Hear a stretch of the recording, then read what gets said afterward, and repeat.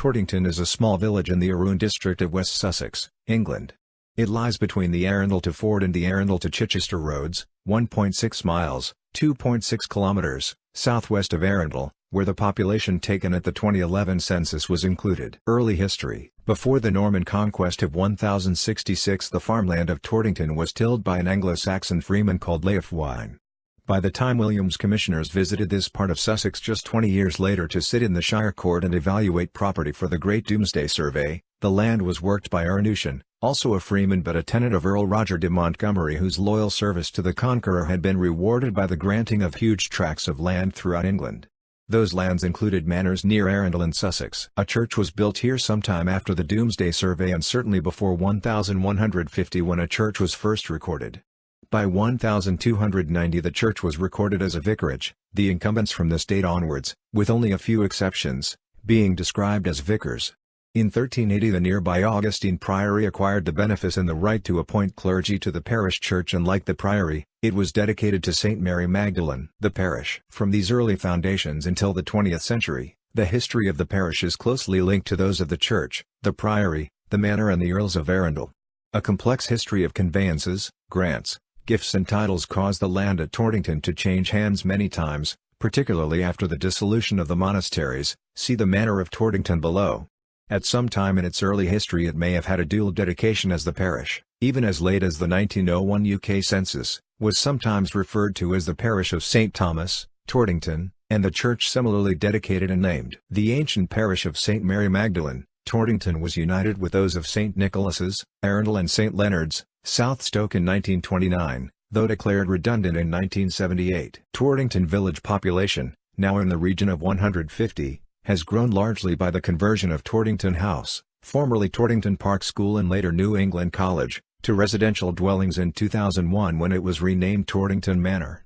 This population figure means that Tortington, against all other demographic trends in southeast England, is around the same size that it was between 1901 and 1931. The Manor of Tortington. In the Domesday Survey of 1086 the Manor of Tortington was assessed as having 3 hides, enough to support 2 plough teams, 6 villeins and 2 cottagers.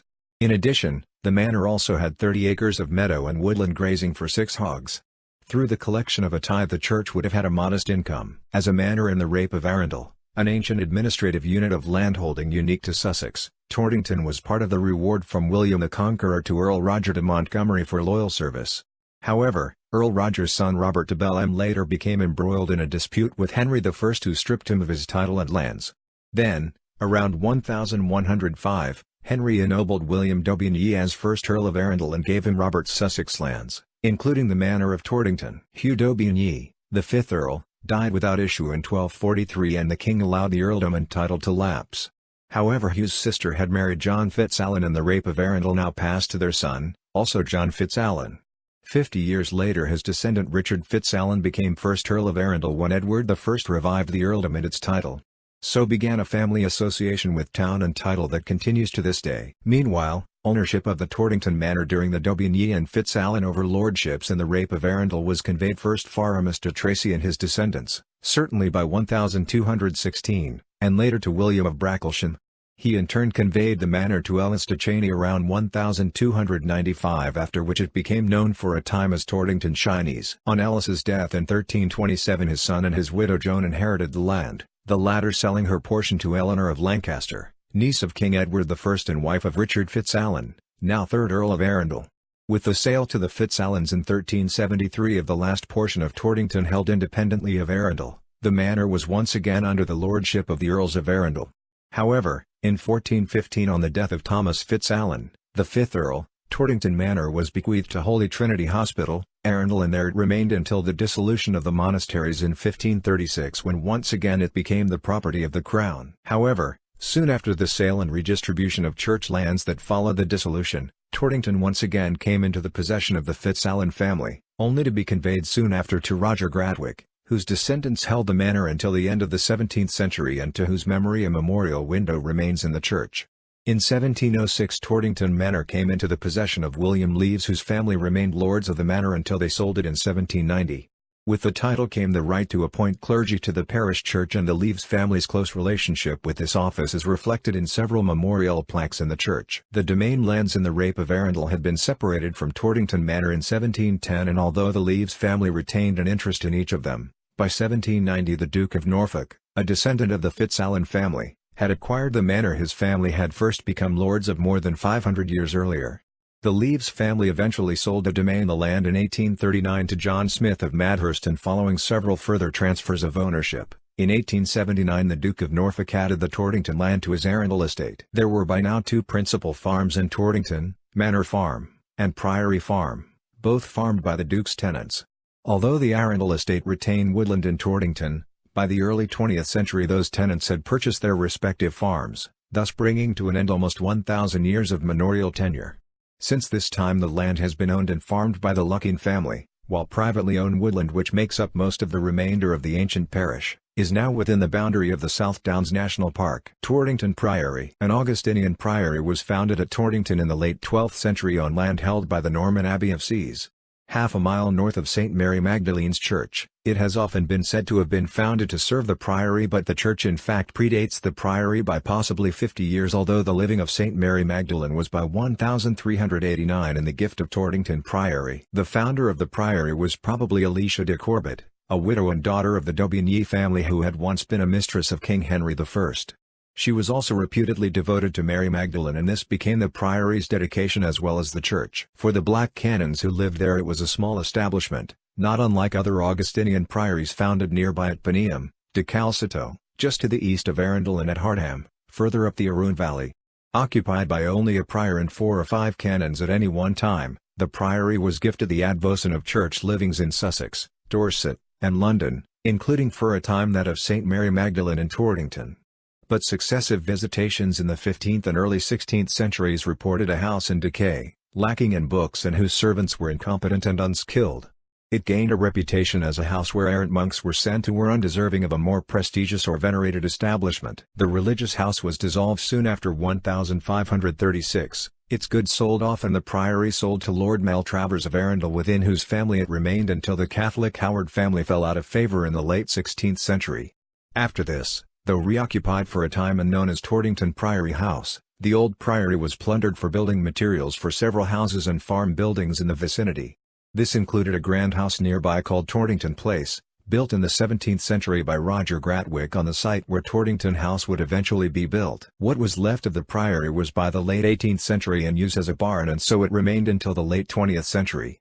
When the property was bought in 1998 by Sir Arthur Watts, what remained was little more than the nave wall of the priory.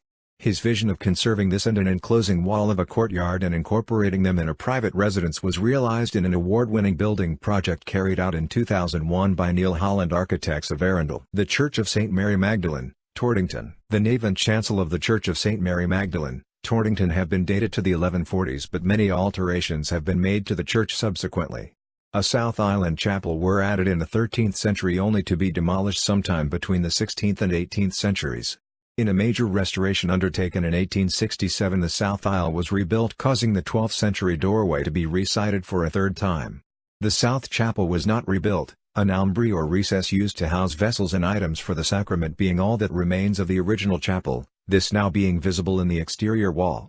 Some other alterations were made in the 16th century and later, notably the enlargement of the 2 north windows in the nave and the single east window in the chancel. The belket was also rebuilt in the 16th century. During the 19th century restoration, funded by local farmer George Coote, the roofs were stripped and the chancel roof probably completely rebuilt.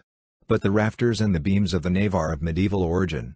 The vestry was added in 1892 and the belket was rebuilt once again in 1904 by Philip Mannering Johnston, the architect and historian, to whose scholarship we owe much of our knowledge of this and other local churches. Despite being dismantled and reassembled 3 times since it was first constructed in the 12th century, the Constone doorway shows surprisingly little damage or alteration. It features a double row of chevrons, one decorated with what appear to be grapes, inside an outer order of 4-leaved emblems. The whole arch rests upon scallop capitals on the original shafts, and the door itself is fitted with decorative strap hinges. Inside the church and west of the doorway there is an unusual chalice-shaped Constone font, which, like the chancel arch, dates from the mid-12th century.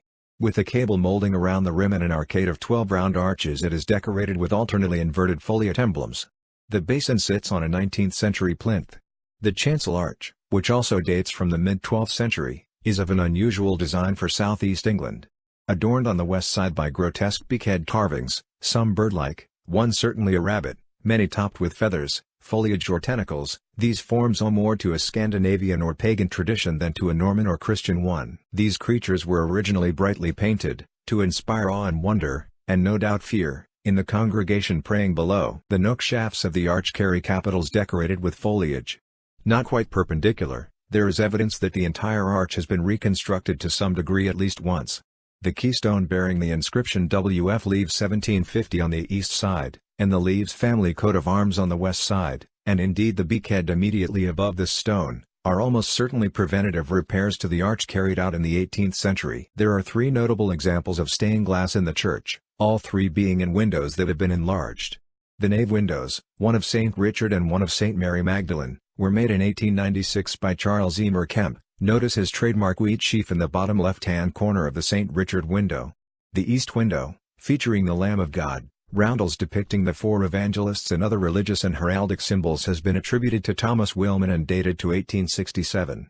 It is thought to be a copy of a much earlier painted window. Two bells hang in the belkit, one of which is engraved with the words as Thomas Strahern. It has been suggested that this bell may have been taken from the nearby Priory Church soon after its desecration in the 16th century. But it may also be evidence of the church's original dedication to St. Thomas alongside the name Traherne, who may have been either the maker or the donor of the bell. Since at least 1782 the turret, like that of nearby Ford Church, has been boarded and painted white to provide a landmark for navigation on the River Arun. Other notable fittings and artifacts include an early 15th century bench, now in the south aisle, a 17th century oak pulpit, a pair of 18th century funeral hatchments of the Leaves family above the chancel arch, several personal and family memorials, and a framed roll of honor and war memorial to those Tortington men who served and died in the Great War 1914-18. Amalgamation with the benefice of St. Nicholas in Arundel in 1897 and a dwindling congregation in the mid-20th century led to the church being declared redundant in 1978. And though it is now in the care of the church's Conservation Trust, supported locally by the Friends of Tortington Church, St. Mary Magdalene is still consecrated and several services are held here every year conducted by the Vicar of St. Nicholas, Arundel. The Roll of Honor and the War Memorial. Two documents in Tortington Church survived from the period of the Great War, 1914 to 1918. One was a roll of men serving in that war, the other a list of those who were killed. One document calls on parishioners to pray for our men who are serving their king and country at the front. This is followed by a handwritten list of 52 men, mostly in alphabetical order. Some of these men have letters after their names, W or M or P or RIP. The letters RIP are well known, rest in peace, but less obvious might be W for wounded, M for missing and P for prisoner of war. The other document, headed by an image of the crucifixion in a military cemetery, begins from this parish the following gave their lives for king and country during the war 1914-2. Then there are four handwritten names, followed by the date on which they died. Handwritten and clearly maintained over the course of the war, these historic documents are a record of the commitment and ultimate sacrifice of local men at a time of national emergency. They also bear witness to the strength and solidarity of the women on the home front who prayed as a community for the safe return of their husbands, sons and brothers. However, we now know that the list of the dead was incomplete. One man, listed on the Roll of Honor as wounded and missing, had in fact been killed in action. Those original documents were restored and conserved and have now been placed in the care of West Sussex Record Office. Officially recognized in 2008 as a war memorial, two professionally reproduced facsimiles now hang in the south aisle of the church as a reminder of an almost forgotten rural Sussex community and its sacrifice. Woodland and wildlife. Around one-third of Tortington Parish is designated ancient woodland. It is here that one will find some rare and some endangered species such as the dormouse, the nightingale, the bee-fly, the bird's nest orchid and the purple emperor butterfly. Tortington has a wide variety of habitats: woodland, open farmland, water meadows, river banks, ponds, rifes, and all have some wildlife classed as rare or even as endangered species. In the woods of Tortington, the hazel dormouse population is being monitored by the Mid-Arun Valley Environmental Survey, MAVS, who are also monitoring owls and bats in this, areas 5 and 6 in the survey area. The woodland understory has a variety of smaller floral species, early purple and common spotted orchids, primrose, bluebell, wood anemones, wood sorrel and snake's-head fritillaries. Many of Tortington's numerous bluebell woods are beside public footpaths, so can be viewed in April and May. A protected species, the common bluebell is also an indicator of ancient woodland. Before the 15th century, Tortington Common was an area of heathland which was then planted with mainly broad-leaved deciduous trees, oak, beech, elm, ash, and later with some conifers in the northern woods. By the 16th century it had become part of Arundel Great Park, a vast enclosed deer park, the southern gate of which existed where Noel's Barn now is. On the woodland fringes many deer emerge at dusk. Bats such as the common pipistrelle and the nocturnal also emerge to feed, and later tawny owls can be heard and barn owls seen swooping on their prey. Over the farmland and the meadows down by the river a huge variety of birdlife is present. Buzzards can often be seen soaring high above, kestrels hover above the hedgerows, and skylarks can be heard in summer months. Closer to the ground little egrets are recent visitors to Tortington, and in the water meadows by the river, swans, Canada geese, Brent geese, lapwings, pochards or shelducks visit. Fieldfares may be seen on farmland in winter, returning swallows in summer, and of course the cuckoo in spring. Common residents include blackcaps, nuthatches, green as well as great spotted woodpeckers and goldfinches.